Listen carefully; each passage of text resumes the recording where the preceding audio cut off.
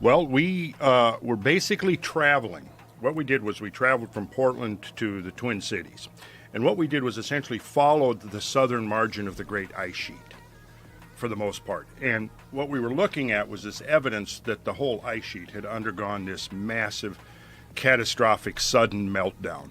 And basically what we saw in the landscape was evidence that was oceanic level currents flowing off the ice sheets. In fact, the geologists that have been looking at this use a term called sverdrup, which was originally contrived to, and it's a million cubic meters per second. And they originally came up with it to talk about ocean currents like the Gulf Stream and so on.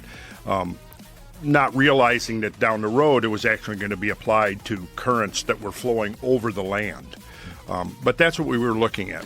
Spell that word? It's named after the scientists that first came up with the concept. It's SVERDRUP, Sverdrup. Oh. It's 100 million. A million cubic meters per second. Whoa! Which is very difficult to even envision. But when